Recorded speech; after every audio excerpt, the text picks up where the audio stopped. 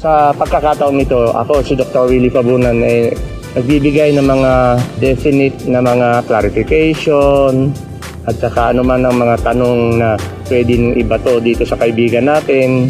Ito, napaka-simplified na mga dokumento.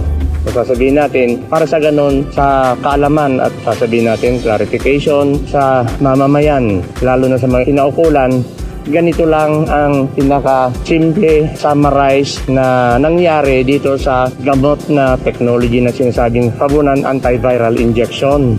Okay? Way back more than 30 years ago, itong technology nito, Fabunan Antiviral Injection, nasubukan ng kapatid namin, yung eldest namin, si Dr. Ruben Fabunan, sa isang snake bite patient during his early practice ng medisina. Then, hindi na siya masyado nagtagal noon. Napunta siya as contract worker sa Iran. Then, inabutan siya ng Iran-Iraq War. Ay, hindi ko na matandaan kung anong year pa yon. Then, was able to migrate to America. Then, from there, ang sumunod naming kapatid, si Dr. Oscar Fabunan, a medical graduate din from University of the East. Siya ang sumunod na nag-practice dito sa Fabunan Medical Clinic. And at one time, nasabi niya kay Utol Oscar na pakikalkal yung record ng pasyente sa isang hospital dito sa Zambales. Well, naibigay yun, and then inumpisa ni Dr. Ruben ang pag-apply, ganito, pag-research kung bakit yung kanyang gamot na binigay doon sa pasyente na yon nagkaroon ng very effective result. Meaning, yung pasyente, very toxic na siya noon. Tapos, after some time, nabuhay siya. Then, it took several decades pa. Marami pang mga taon na siya ay nabuhay. During the pendency ng kanyang application ng patent dito sa snake bite envenomation antidote actually, how many times na na-reject yan? According to Dr. Ben, how many times na na-reject yan? And it took more than 13 years, I believe, na hanggang sa na finally na-aprobahan ng US patent yung snake bite. Then, there are times na pumumuwi si Dr. Ruben dito, nakakataon na maraming mga kaso noon. Pictures were very limited, mga pictures kasi mga emergency cases, kagaya lang nito. This was taken way back 1998. A minority came to our clinic, snake bite. Then, very miraculous na siya, sandali lang gumaling.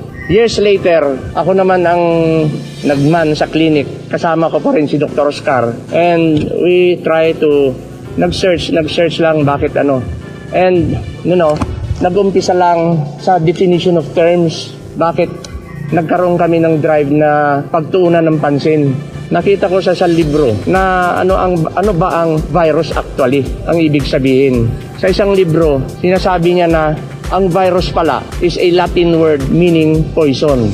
Then, nakita ko rin na ano pa ba ang mga other facts regarding the viruses. Nasabi dito sa layman's term na any contagious living fluid or virus meant any poisonous substance including snake venom. Doon po nagkaroon na talaga ng drive o kaya nag-umpisa lang sa snake bite, antidote. Then came yung mga sting, animal poison. Then from there, we tried to look for other cases. Nag-research kami sa mga libro. As a medtech, graduate ako 1976 Far Eastern University.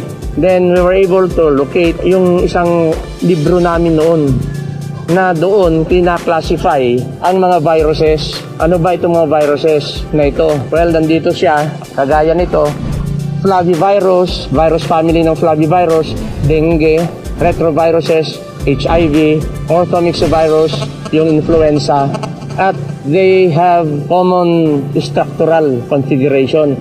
The most important aspect of that is yung envelope na present sa mga viruses na ito.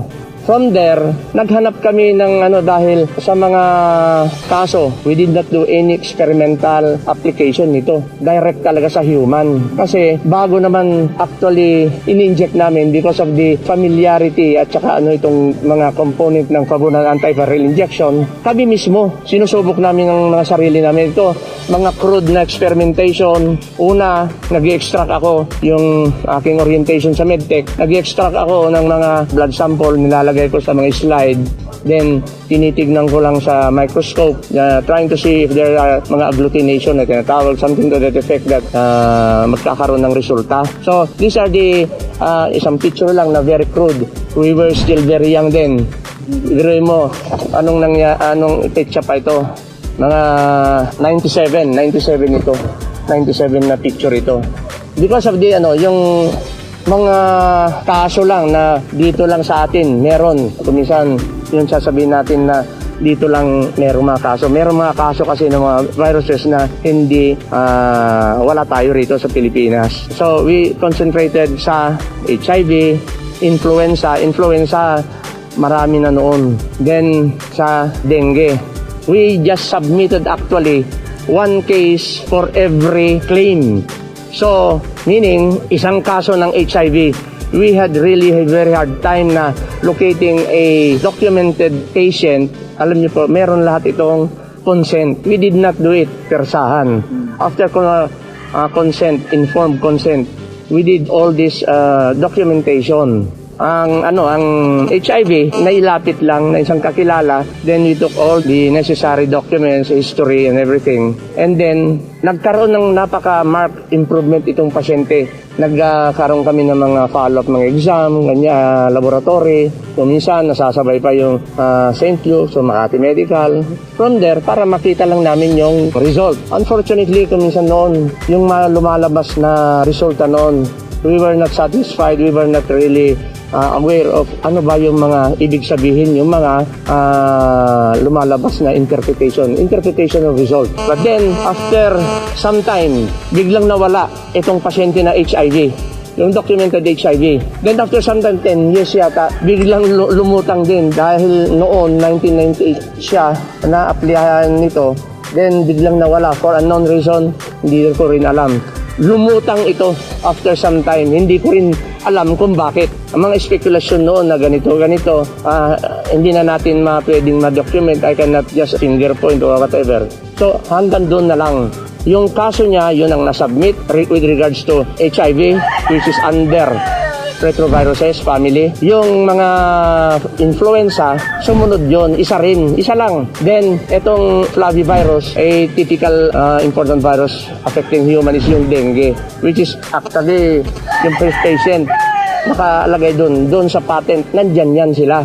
They were actually the human sample kung ano doon tawag. So after we filed sometime mga 2000, year 2000, itong tatlong major diseases na ito, and it took more than a year lang yata, if I remember right, dumating na yung patent. Then, anong ginawa namin?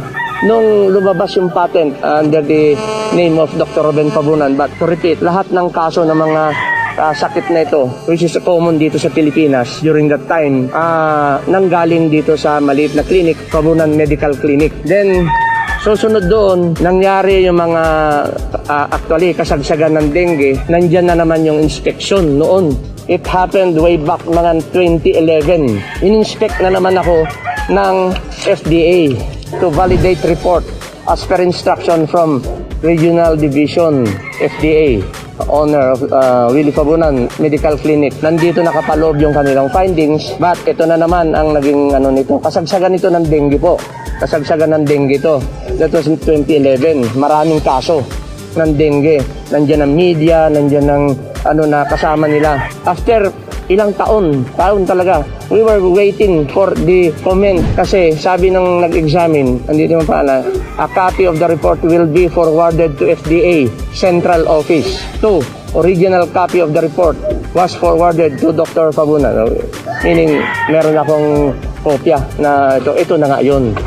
wala kami natanggap na comment or whatever because from there, we just assume na our practice is okay dahil approved drugs. To start with, yung lahat ng mga components yan noon are available locally. Hindi ko lang matandaan kung kailan yung availability, yung isang component. Sometime in 2014, we were working with a pharmaceutical group dito sa Pilipinas, local. Then, during the, sa kanilang investigation, yung kanilang mga pagtatanong dito sa formula na ito, we were also invited kasi pumunta kami sa general meeting with FDA, Manila, Central Office, Alabang. Nandun, mga present na tao. At one point, Dr. King is Food and Drug Administration. Siya yung head ng evaluation. I believe ito yung nakalagay dito na nandito kami lahat. Yung FDA, ito mga pharma people, then ang mga assistant nila. Ang sabi ni Dr. King, in the presence of Director Lulu Santiago that time, FDA has no jurisdiction or does not prohibit the practice of medicine at the Fabunan Medical Clinic. We were assuming then, from that time, ang ating practice, okay, walang dyan. Dahil maraming pasyente, actually, ito lumalabas sila. Nagbibigay sila ng mga support, mga testimonies. Nandyan lahat yan sa mga, during this, yung sitwasyon na. Then, dahil nga dito sa reference book na ito, we are more than inspired na pag-aralan, i-research kung ano ba ang nangyayari ditong formula nito, a combination of approved drugs na very well familiar sa lahat ng mga practitioner. So, meron kaming nakita sa isang reference na itong gamot na ito, we will be going deeper on the mechanism of action, itong gamot na ito, itong mga individual drugs na ito. Yung mga sinasabi nila na corticosteroid, anesthetic agent, tama po yun. Pero ang aming mas malalim na ni-research, ano ang mga individual role nitong gamot na ito when they are mixed. Individually, actually, meron na silang mga kanya-kanyang indication. Ang DEXA, meron ng indication yan. Itong anesthetic agent, meron talagang indication yan.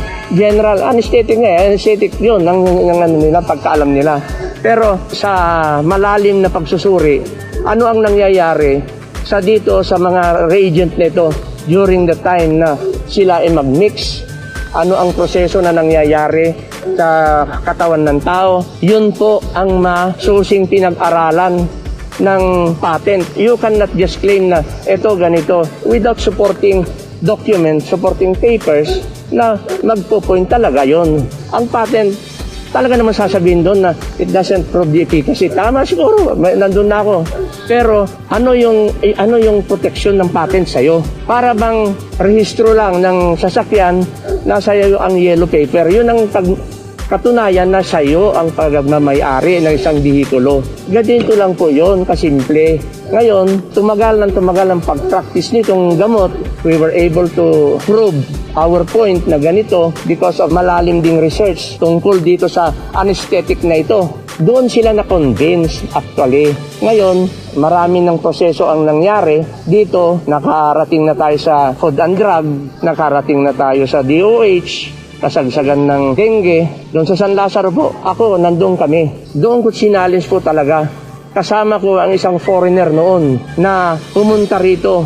Ang sakit niya ay chikungunya. Hindi ko maalala yan noon. So, we went back to our medtech days. Chikungunya, okay? Mosquito-borne din pala ito na ang vector is Aedes albopictus na, no? So, those are viruses na nakapaloob pa rin dito sa reference namin na talagang kaya niya. Simple nga inumpisahan ko yung term na virus, poison yan. Kung kaya niya, yung snake bite, hindi posible na kakayanin niya. So, we research, kaya natagpuan namin itong mga references nito at ito ang pinagbabatayan hanggang ngayon. We were not given due comment or notice or whatever regarding sa application nitong gamot. Practice ang gamot nito simula noong 2011, 2014. Ay 2020 na po tayo ngayon. So imagine the time na nagpa-practice lang kami. Andyan na mga kung ang record ng pasyente, mapapagod na tayo. You just refer to mga testimonies ng mga pasyente, nandun naman mga contact number nila. Pero kung talagang actually nung nakikipag-coordinate kami sa isang pharma, we furnish also those data na hinihingi nila. At anong sabi nila finally? Sabi nila, ang comment na nabasa ko noon ng pharma, ang sabi niya napakadali pa lang gayahin, sabi niya. So, ang nangyari, sinabi nila, di-justify nila na walang budget, something to that effect. Tapos na yun. So, we continued our practice. Yung brother ko na si Oscar, nag-retire na rin. Ako, kasama ko yung isang practitioner na brother ko, yung mas bata sa akin, anesthesiologist Dr. Roman, based in Pampanga. Kami ang nag-ano din. But then, hindi lang naman iisang utak ito. It is a collective effort actually. Okay, ngayon, dahil nga sa totoo lang, wala na akong drive na ipagpatuloy pa na ilapit sa kinaukulan proper channel supposedly. Dahil nagkaroon na ng mga pre-empt na sila, nakarinig na kami from them na walang patutunguhan yung inyong technology.